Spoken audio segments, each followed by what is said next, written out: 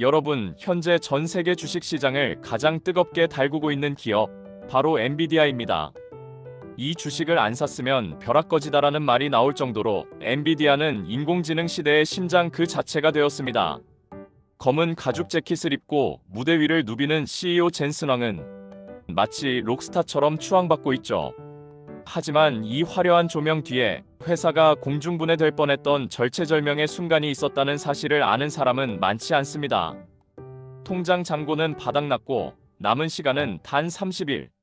직원들에게 월급을 줄 돈조차 없어서 파산 신청 서류를 준비해야 했던 그날, 젠슨 왕은 마지막 자존심을 버리고 누군가에게 전화를 걸어 제발 돈을 달라고 애원해야 했습니다.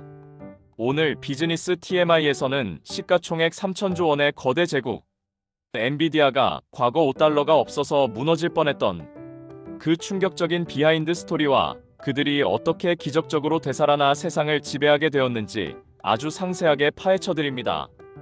이야기는 1993년으로 거슬러 올라갑니다.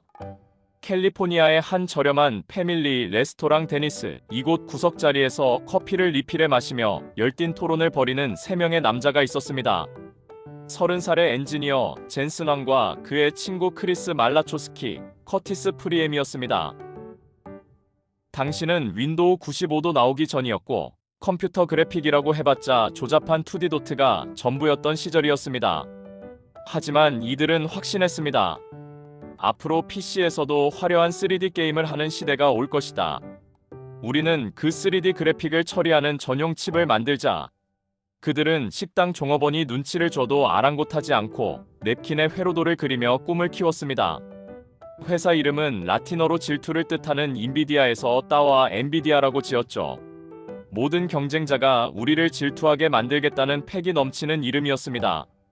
하지만 현실은 냉혹했습니다. 그들이 2년 동안 피땀 흘려 개발한 첫 번째 칩 MV1은 시장에 나오자마자 처참하게 실패했습니다. 그들이 선택한 기술 방식이 문제였습니다. 당시 업계의 표준이 되어가던 폴리곤 방식 대신 그들은 곡선을 매끄럽게 처리하는 사각 텍스처라는 독자적인 기술을 고집했습니다. 기술적으로는 훌륭했을지 몰라도 마이크로소프트가 윈도우 95를 출시하며 다이렉트X라는 폴리곤 기반의 표준을 발표하자 엔비디아의 칩은 하루아침에 쓸모없는 고철 덩어리가 되고 말았습니다.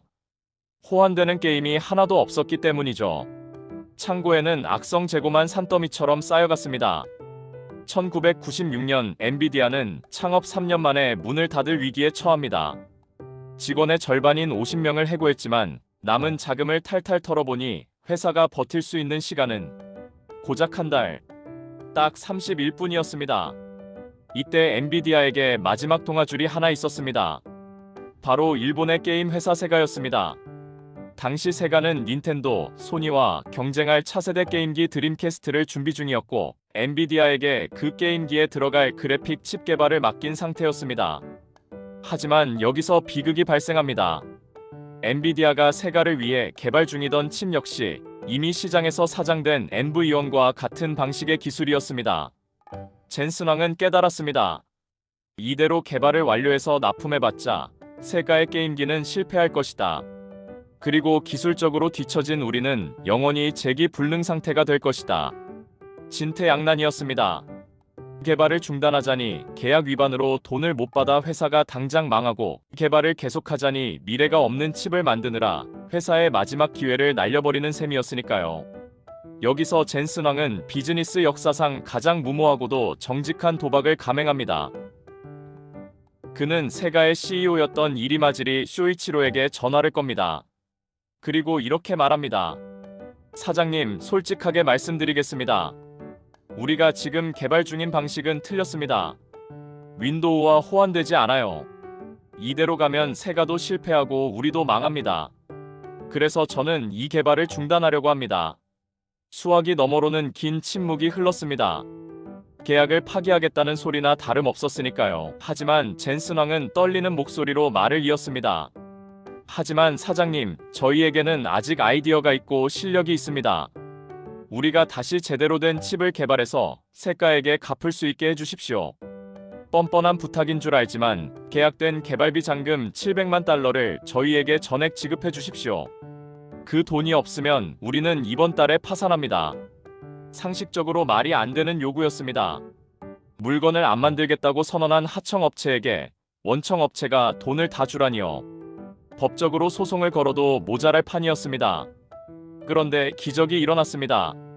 세가의 이리마지리 사장은 젠슨왕의 솔직함과 기술에 대한 열정에 감동했습니다. 그는 젠슨왕의 제안을 수락했고 즉시 700만 달러, 우리 돈 약 70억 원을 입금해 주었습니다. 엔비디아의 지분을 담보로 잡거나 경영권을 요구하지도 않은 그야말로 순수한 호의이자 투자였습니다. 죽다 살아난 젠슨왕과 엔비디아 직원들은 이 700만 달러를 종잣돈 삼아 미친 듯이 일했습니다. 기존의 고집을 다 버리고 철저하게 시장 표준을 따르는 새로운 칩 개발에 매달렸습니다. 이번에도 실패하면 우린 죽는다는 배수진을 친 것입니다. 그렇게 1997년 전설의 명기 리바이 리팔이 세상에 나왔습니다. 이 칩은 나오자마자 4개월 만에 100만 개가 팔려나가는 초대박을 터뜨립니다. 당시 경쟁사들보다 성능은 훨씬 좋은데 가격은 저렴했기 때문이죠. 엔비디아는 이 한 방으로 적자 기업에서 단숨에 업계 최고의 유망주로 떠올랐습니다. 이후 엔비디아는 거침이 없었습니다. 1999년 그들은 세계 최초로 GPU라는 단어를 만들어내며 지포스 256을 출시합니다. 단순히 CPU의 보조 역할만 하던 그래픽 카드를 컴퓨터의 두뇌급으로 격상시킨 역사적인 순간이었습니다. 하지만 엔비디아의 진짜 혁신은 하드웨어가 아닌 소프트웨어에 있었습니다. 2006년 젠슨왕은 또 한 번의 큰 결단을 내립니다. 게임용으로만 쓰이던 GPU의 엄청난 연산 능력을 과학 계산이나 데이터 분석에도 쓸 수 있게 만드는 플랫폼, 바로 쿠다를 무료로 배포한 것입니다. 당시 주주들은 반발했습니다. 게임 칩 만드는 회사가 왜 돈도 안 되는 연구용 소프트웨어에 천문학적인 돈을 쏟아붓느냐며 비난했죠. 실제로 이 투자 때문에 엔비디아의 수익률은 한동안 곤두박질 쳤습니다. 하지만 10년 뒤 세상이 뒤집혔습니다. 알파고가 이세돌 기사를 이기고 챗GPT 같은 생성형 AI가 등장하면서 전 세계는 충격에 빠졌습니다. 그런데 이 모든 인공지능을 돌리기 위해서는 단순 계산을 엄청나게 빠르게 처리할 수 있는 병렬 연산 장치가 필요했습니다. 그리고 전 세계 연구자들은 깨달았습니다.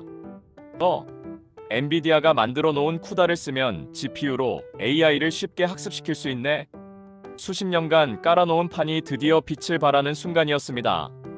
구글, 마이크로소프트, 테슬라, 메타, 전 세계의 빅테크 기업들이 엔비디아의 칩을 사기 위해 줄을 섰고 웃돈을 줘도 못 구하는 품귀 현상이 벌어졌습니다. 과거 700만 달러가 없어서 쩔쩔매던 회사가 이제는 분기마다 수십조 원을 벌어들이는 지구상에서 가장 중요한 기업이 된 것입니다. 젠슨왕은 최근 인터뷰에서 이렇게 회고했습니다.